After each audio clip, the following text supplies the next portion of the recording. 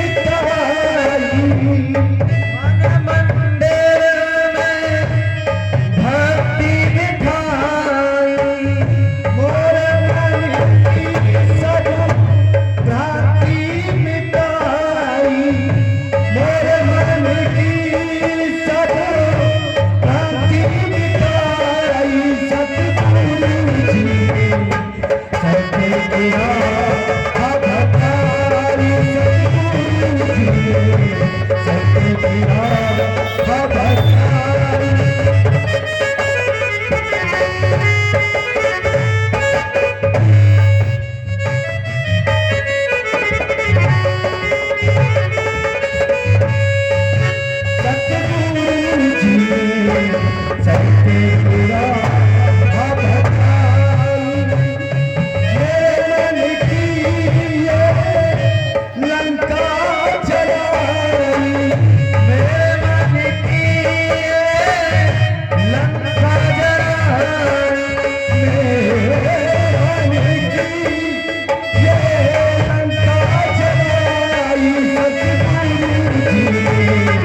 सत्य की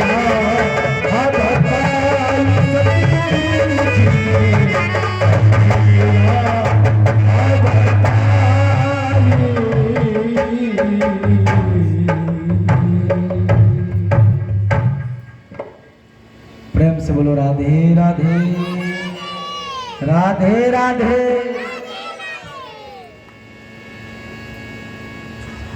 आज जब सदगुरुदेव का ध्यान किया तो महाराज गुरु की कृपा को पाने के बाद जब उत्तर देना आरंभ किया है,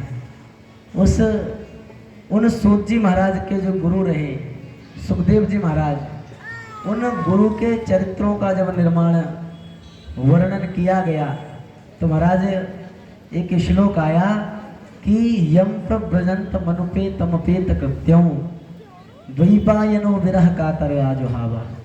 बोले गुरुजी का स्वरूप कैसा है, रूप कैसा है और उनके जीवन में कैसा कैसा त्याग है। ये जब बात आई तो महाराज विरह कातर आजुहावा। बोले जो विरह से कातर सुखदेव जी के पीछे वेद व्यास जी बुलाने के लिए पहुंचे तो आज उन वृक्षों ने उनको वापस कर दिया और कहा कि व्यास जी आप ये उचित नहीं करते हो, ठीक नहीं कर रहे हो। क्यों? क्योंकि जिस माया से बचने के लिए, बचाने के लिए जो आपने ग्रंथ रखे हैं, जो ग्रंथ लिखे हैं, उन ग्रंथों को पढ़ करके या बिना अध्ययन किए ये जो माया का प्रभाव आपके पुत्र पर नहीं है तो आप पुनः अपने बालक को इस माया में ढकेलना क्यों चाहते हो?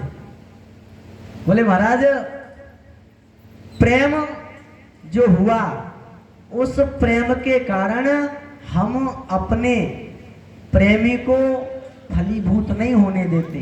क्यों? वास्तविक प्रेम क्या है ये भी एक बात समझी जाए। बोले भैया अधिक से अधिक प्रेम का दावा करने वाले अपने स्वार्थ को सिद्ध करने वाले हैं, जो ये कहते हैं कि भैया रात दिन हम तुम्हारे बिना नहीं रह पाएंगे, हम बहुत प्रेम करते हैं, चाहे कैसा भी संबंध हो, पति पत्नी का हो, पुत्र पिता का हो, माता पुत्री का हो, कैसा भी संबंध हो, परंतु जो भी दावा करते कि हम बहुत प्रेम करते हैं, बहुत लाड करते हैं, ये जो एक बात है, हर बात में स्वार्थ है प्यारे। प्रेम क्या है? भागवत ने कहा कि भैया तत्सुख सुखत्वम प्रीति ही, बोले जो प्रेमी अपने प्रतिपक्षी प्रेमी में प्रेम रखे, बोले उसके सुख के लिए यदि जीवित रहे, उसके सुख के लिए हर कार्य करे, वो तो प्रेम है। परंतु मम सुख सुखत्वम कामः, बोले हम दावा तो करते हैं तुमसे प्रेम करते हैं, परंतु उस व्यक्ति से हम खुद सुखी होना चाहते हैं, उसके द्वारा हम सुख भोगना चाहते हैं, तो वो प्रेम नहीं है प्यारे, वो है काम। तत्सुख सुखत्वम प्रीति ही, बोले दूसरे के द्वारा, दूसरे को हमारे द्वारा सुख मिला है तो वो प्रेम है, दूसरे के द्वारा हमें सुख मिला है तो वो काम है प्यारे। प्रेम वही सच्चा है जिसके द्वारा जो हमारा प्रेमी है वो हमसे प्रसन्न रहे, खुश रहे, वो प्रेम है। हम उसकी प्रसन्नता के लिए यदि वो चाहे कि हमें छोड़ दो, हमें त्याग दो, हमें अकेला रहने दो, तो वो प्रेम है, त्याग कर दो प्यारे, वो प्रेम है। आज जब बताया कि महाराज आप यदि अपने पुत्र से प्रेम करते हो, वृक्षों ने कहा यदि प्रेम करते हो तो त्याग क्यों नहीं पाते?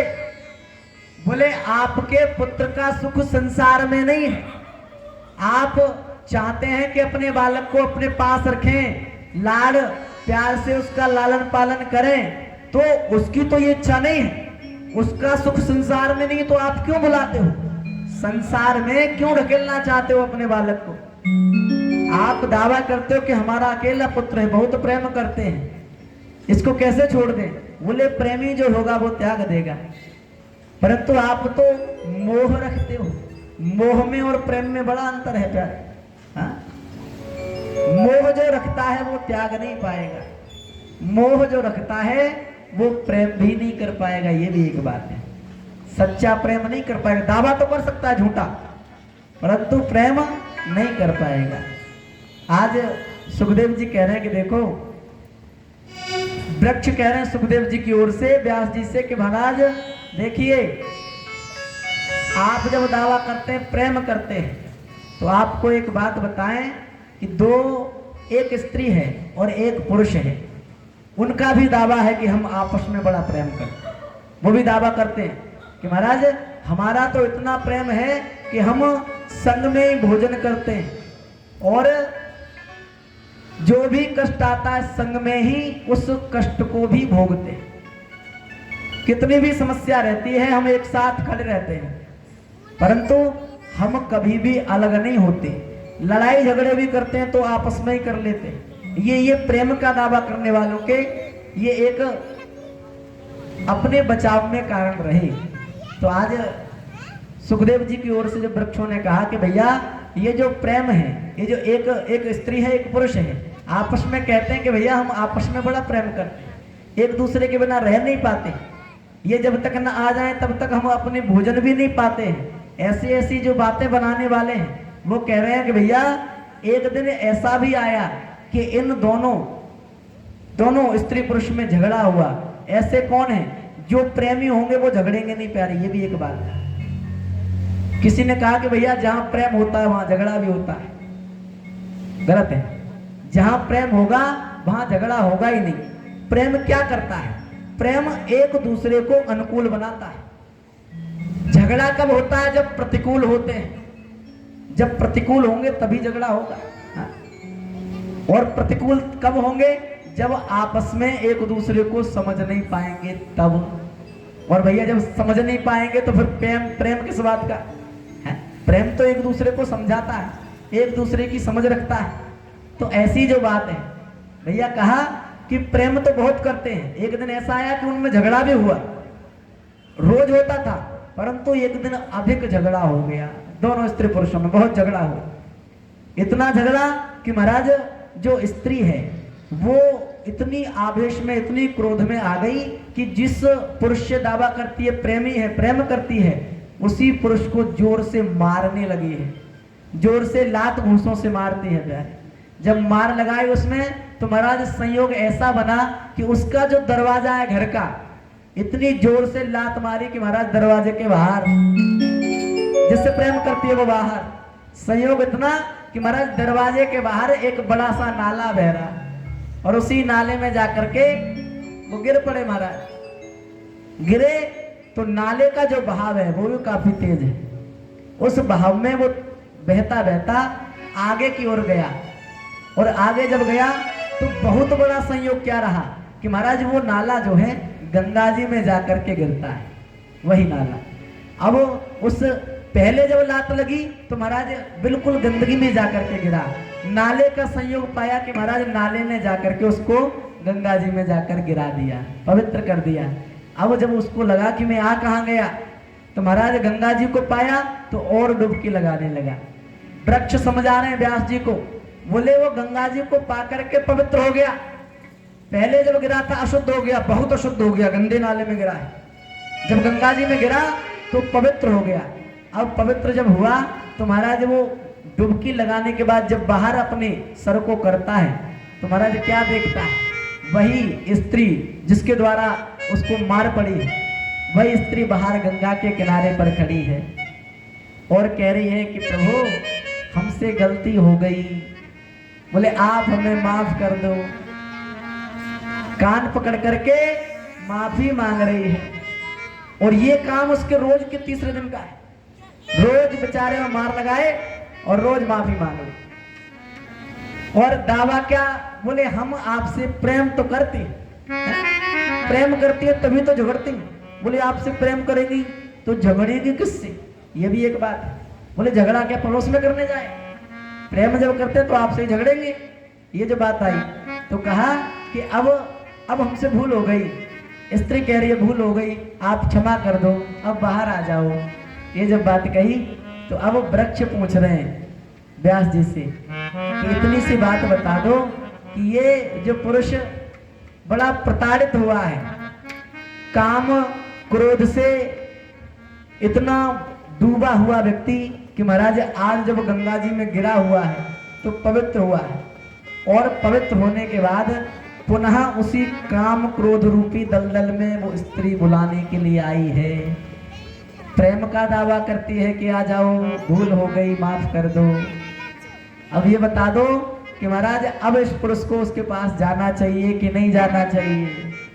वृक्षों ने कहा कि जाना चाहिए कि नहीं जाना चाहिए। तो व्यास जी कह रहे हैं कि देखो, जो समझदार है, जो विवेक रखता है कि महाराज अब तक इतना भटका कि मैं अपने जीवन को काम क्रोध के द्वारा इतना अंधकार में ले आया कि मैं अब इसकी सफलता चाहता हूं। अब तक ये नहीं समझ पाया कि मैं अपना पतन करता हूं कि मैं उद्धार करता हूं। इन इंद्रियों के सुख के लिए मैंने अपने जीवन का पतन कर लिया, अब ये पुनः बुलाती है, अब मैं क्यों जाऊं, अब नहीं जाऊंगा। उसने कह दिया, बोले देवी यदि तुम मुझसे प्रेम करती हो तो प्रेम करती रहो, परंतु अब मेरे बस की नहीं है, मैं नहीं आऊंगा। अब आज व्यास जी ने भी कहा यदि विवेकी है तो नहीं जाएगा। जब कह दिया कि नहीं जाएगा तो आज वृक्षों ने कहा कि आप जब इतने विवेक से उत्तर दे सकते हो तो आपका जो पुत्र है, ये जो संसार है, काम क्रोध रूपी जो एक दलदल है, उस कीचड़ से, उस दलदल से बच करके मानो सत्संग रूपी गंगा में गोता लगा रहा है, तो आप पुनः उस कीचड़ में क्यों ढकेलना चाहते हैं। जब व्यास जी को सुंदर ढंग से वृक्षों ने समझाया प्यारे, तो व्यास जी के अंदर मोह तो रहा कि मैं कैसे बुलाऊं, परंतु शर्म के कारण वो कुछ कह नहीं पाए, वापस आ गए। जब वापस आए तो महाराज उनको अधिक चिंता होने लगी और विचार किया कि मैं अपने बालक को इस जगह पर कैसे बुला लूं, अपने पास कैसे बुला लूं। तो महाराज आज रास्ते में मार्ग में जब चले हैं तो उनको नारद जी मिले, और नारद बाबा ने चिंता का कारण पूछा कि व्यास जी आप इतने चिंता से ग्रसित क्यों हैं, क्यों इतनी चिंता करते हैं, व्यास जी से पूछा। तो व्यास जी कह रहे हैं कि देखो, एक ही पुत्र हुआ, और वो बालक भी हमें छोड़ कर के चला गया। उस बालक को कैसे बुलाया जाए, उसको कैसे कैसे वापस बुलाया जाए, ये एक मार्ग आप हमें बता दें। आज नारद जी उन व्यास जी से कहते हैं कि देखो, आप तो बड़ी सरलता से सुखदेव जी को बुला सकते हैं। क्यों? क्योंकि महाराज सुखदेव जी जो हैं निराकार की समाधि में हैं। बोले निराकार क्या? बोले ऐसा ब्रह्म जिसका कोई आकार नहीं है, जिसका कोई रूप नहीं है। तो फिर मैं कैसे बुला सकता हूं? बोले आपको उस ब्रह्म का रूप पता है। बोले मुझे कैसे पता है? बोले आपने बड़े सुंदर ढंग से भागवत की रचना की है और उसमें कितना सुंदर आपने रूप का वर्णन किया है। तो आप यदि अपने बालक को पुनः बुलाना चाहते हैं तो भागवत के दिव्य श्लोकों के द्वारा आप अपने बालक को बुला सकते हैं। कैसे? बोले आप जिस स्थान पर सुखदेव जी महाराज समाधि लगा करके बैठे हैं उसी स्थान पर आप अपने शिष्यों को भेज दो। वहां पर ये जब श्लोक गाएंगे तो जो निराकार है, निराकार का भी यदि रूप दिख जाएगा, साकार के रूप में दिख जाएगा, तो महाराज वो समाधि टूटने लगेगी, टूट जाएगी। जब साकार की खोज होगी तो आपके पास आएगा। इसलिए आप अपने शिष्यों को भेज दो। आज व्यास जी महाराज अपने शिष्यों को उस वन में जब भेज रहे हैं, उस वन में भेज रहे हैं और कहते हैं कि आप जाकर के वहां समिधा बीनना यज्ञ के लिए, और समिधा बीनते हुए ये जो श्लोक दे रहा हूं मैं उनको वहां पर याद करना, जोर जोर से पढ़ना कहा। आज शिष्य पहुंचे वन में और वन में पहुंचने के बाद शिष्यों ने वही श्लोकों का गायन शुरू कर दिया। बरहा पीडौ नटवर वपुः कर्णयो कर्णकारो बिभ्रद्वासा कनक कपृशो वैजयन्ती च रन्ध्रान् वेणोरधरसुधया पूरयन् गोपवृन्दैः वृन्दारण्यं सपदगमनो प्राविशद्गीतकीर्तिः।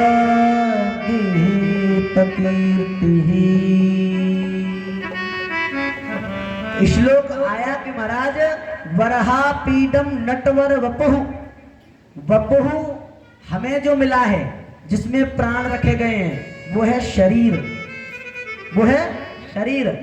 और भगवान की जो कांति है उसको क्या कहते हैं? बोले वपुः। हमारा जो है वो है शरीर, भगवान का जो है वो है वपुः। अंतर ये है। कहा कि भैया नटवर वपुः कैसा है? भगवान का वपुः, भगवान की कांति कैसी है? बोले नटवर। नटवर, नटवर माने बोले महाराज छोटा सा तो रूप है परंतु सजने में इतना ध्यान देते हैं कि महाराज अच्छे अच्छे दूल्हों को फेल कर दे। एक बर के समान नित्य प्रतिदिन अपना श्रृंगार करने वाले हैं, ऐसे ठाकुर हैं। बोले महाराज नटवर वपुः। और कैसा श्रृंगार है? बोले कर्णयो कर्णकारम। भगवान जब वन में जा रहे हैं पूरा श्रृंगार करके उस नंद महल से निकलते हैं, परंतु वन में जब गऊओं को चराने जाते हैं तो जो कनेर के पीले पीले पुष्प होते हैं उनको अपने कानों में खोस लेते हैं। कर्णयो कर्णकारम, कर्णयो माने कर्ण में कर्णिकार के पुष्प, कनेर के पुष्प खोस लिए महाराज। फिर बोले रंध्रान वेणो, बोले इतना ही श्रृंगार काफी नहीं। फिर बोले भैया अपने अधरों पर वेणु को सजा लेते हैं। रंध्रान र अंध्र वेणु अधर सुधया। बोले महाराज उस वेणु को जब अधरों पर रखते हैं तो पूरयन गोप वृंदई, बोले जितनी भी गोप गोपियां हैं उस वेणु की आवाज को सुन करके जहां कृष्ण खड़े होकर के बजाते हैं वहीं दौड़े दौड़े आते। केवल गोप गोपियां नहीं, वहां के जितने भी पशु पक्षी हैं वो भी दौड़ जाते हैं। गाय बछड़े सब भगवान की ओर दौड़ते हैं। ऐसे ऐसे सब गोप वृंद हैं प्यारे। और वृंदारण्यम सपद गमनम, इतना श्रृंगार किया, परंतु सपद गमनम, उस वन में भगवान बिल्कुल नंगे पांव गौओं का चारण करते हैं, गौओं को चराते हैं। बड़ी जो वैजयंतीम च मालाम जो कहा, वैजयंती के पुष्पों की माला है और उन भगवान के घुटनों तक टिकी हुई है। ये जब रूप देखा किसने, सुखदेव जी ने कहा कि महाराज मैं तो किसी निराकार की समाधि में लीन हूं, और ये मैं क्या देखता हूं। बोले ब्रह्म जो मैं जानता हूं निराकार है, उसका तो कोई रूप भी मेरे सामने आया है। ये निराकार नहीं, ये तो साकार भी है। इसका इतना सुंदर रूप है तो मैं बिना रूप वाले ब्रह्म को क्यों भजता हूं, इस साकार वाले को क्यों नहीं भजता। ये जो सुखदेव जी के मन में विचार आया, तो महाराज बाद में आया कि देखो भगवान की जो माया है ये कितनी सुंदर है, और जिस माया को बनाने, जो माया इतनी सुंदर है उस माया को बनाने वाला कितना सुंदर होगा। बोले महाराज सुंदरता में नहीं फंसेंगे, बोले सुंदरता में पड़ गए तो वहां फंस जाएंगे। इसलिए ब्रह्म यदि सुंदर है तो बना रहे, हम तो अपने निराकार में ही ठीक। सुखदेव जी एक बार तो समाधि टूटी, परंतु उनको विवेक आ गया कि महाराज सुंदरता के चक्कर में नहीं पड़ना, पुनः समाधि लग गई। अब जब शिष्यों ने देखा कि महाराज जागे तो थे, समाधि तो टूटी थी, परंतु ये श्लोक काम नहीं कर पाया, तो फिर बोले भैया अहो वकीयम स्तन कालकूटो जिघासयापाययदप्यशाद्भिः धात्युचतां ततोऽन्यो तं वा दयालो शरणो व्रजेम। आज भगवान का रूप दिखा दिया, भगवान कितने सुंदर है, परंतु जब सुंदरता को दिखाने से काम नहीं चला तो शिष्यों ने कहा कि अहो वकीयम स्तन कालकूटम। बोले वकीय कहा जो बड़ी विकराल राक्षसी है जिसका नाम है पूतना, उसका क्या कृत्य है। बोले स्तन कालकूटम, अपने स्तनों पर कालकूट विष लगा करके लाई भगवान को मारने की इच्छा से। स्तन कालकूटम जिघा सयापा यदप्यशाद्भिः, भगवान ने उसकी इच्छा को रोका नहीं, उस कालकूट विष का पान किया, दुग्ध का पान किया। ऐसी दुष्ट विचार वाली राक्षसी पूतना को यदप्यशाद्भिः, बोले महाराज कैसी गति दे दी। बोले राक्षसों को जो मिलना चाहिए वो नहीं दिया। अपने भगवान ने गीता में कहा कि महाराज कर्मण्येवाधिकारस्ते, बोले कर्म करोगे फल मिल जाएगा, जैसा करोगे वैसा मिल जाएगा। परंतु यहाँ पूतना कुकर्म करती है, पाप करती है, बाल घातनी है, बालकों की हत्या करती है, परंतु भगवान फल कैसा दे रहे हैं, भगवान उस राक्षसी को फल कैसा दे रहे हैं। बोले यदप्यशाद्भिः, राक्षसी होने के बाद भी भगवान ने अपनी माता की ही गति उस पूतना को प्रदान कर दी। आज जब भगवान की कृपा सुखदेव जी ने सुनी कि महाराज ये जो ब्रह्म साकार है ये इतना दयालु है, इतना करुणा से भरा हुआ है, बोले पापियों की भी सदगति कर देता है, ये ऐसा ब्रह्म है। तो महाराज आज जो एक निराकार की बात चली है उसका यदि तात्पर्य निकाला जाए तो महाराज जो निराकार है, न उसका कोई आकार है, न कोई रूप है, न दिखता है, न सुनने में आता है, ऐसा ब्रह्म है, न कृपा करता है, न हम सबको दर्शन देता है, जो केवल नाम मात्र है निराकार। आज जब भगवान का साकार रूप में दर्शन पाया तो महाराज बिंदु जी कहते हैं कि भैया संसार के करतार का आकार न होता। ये जो निराकार की बात आई तो बिंदु जी बड़े सुंदर कवि हुए, उन्होंने कहा कि संसार के करतार का आकार न होता तो सच है ये संसार भी साकार न होता। उसका आकार है, उसका रूप है, उसकी कृपा है, उसकी दया है, तभी जाकर के हम उसका पूजन करते हैं, मंदिर में उसके रूप को निहारते हैं। आकार है, रूप है, गुण है, धाम है, लीला है, तभी जाकर के हमें ये पता पड़ा कि महाराज इसी की सन्निधि पकड़ो। संसार में संतों के पास यदि जाया जाएगा तो एक ही नाम पुकारेंगे, भैया राम राम करो, कृष्ण कृष्ण करो। आज जब सुखदेव जी महाराज बड़े आनंद के साथ उस रूप का वर्णन करते हैं, वर्णन सुनते हैं, तो ये भी एक बात आई कि महाराज रूप कैसा रहा। हे गोविंद तेरी बाकी अदाएं, हे गोविंद तेरी तिरछी निगाहें, हे गोविंद तेरी प्यारी चितवन, हे गोविंद तेरी मीठी मुस्कान, हे गोविंद वंशी की तड़पन, हे गोविंद अब हम पे कृपा कर। आज कहा कि भैया गोविंद की जो एक बाकी अदा है, बाकी चितवन है, उस बांसुरी में जो तड़पन है, उसको पाने के लिए, उसको निहारने के लिए आज हम भी व्याकुल हैं।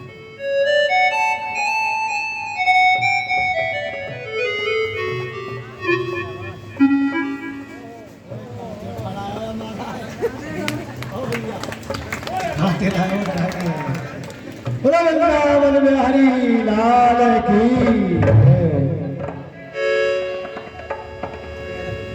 ले ले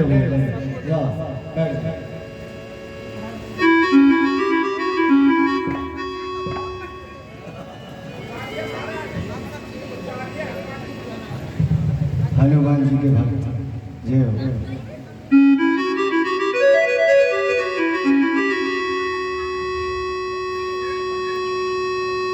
जय राधे राधे गोविंद गोविंद राधे, जय राधे गोविंद गोविंद राधे, जय राधे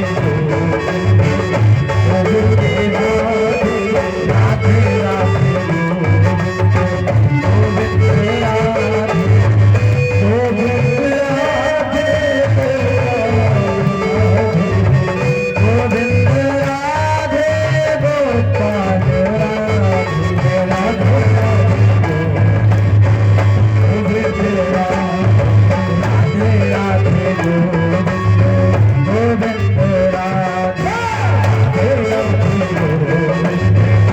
गोविंद राधे, गोविंद राधे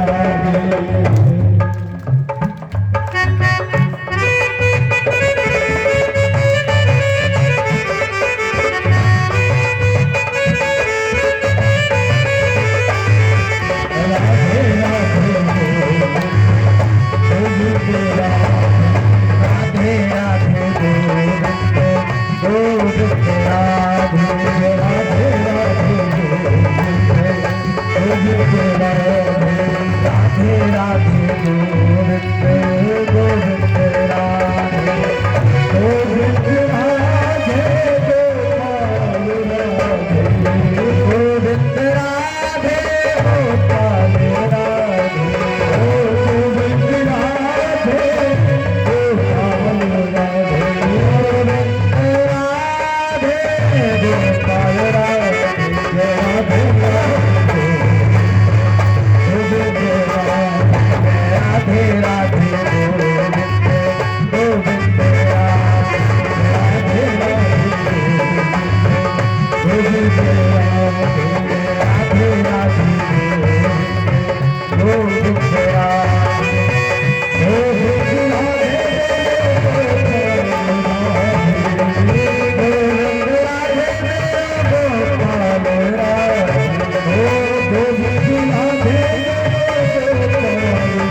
Hare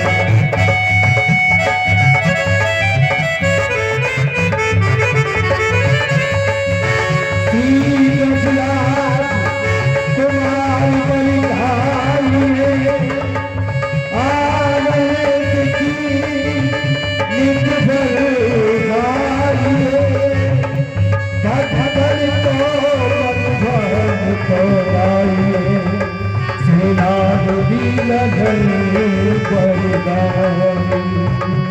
जय राधे राधे जय राधे राधे गोविंद गोविंद राधे राधे गोविंद गोविंद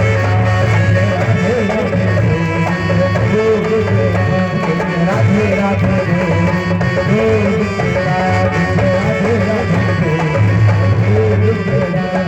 राधे राधे गोविंद राधे राधे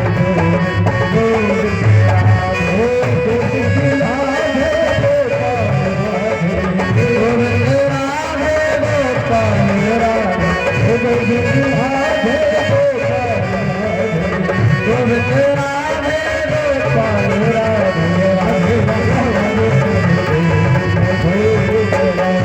राधे राधे गोविंद गोविंद राधे राधे गोविंद गोविंद जय जय श्री राधे जय जय हाय वो महाराज जय जय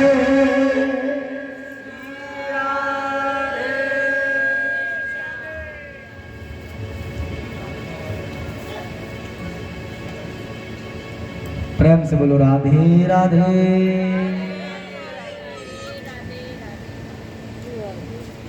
आज जब सुखदेव जी देख रहे हैं कि महाराज मैं तो व्यर्थ की समाधि में डूबा हुआ, हाँ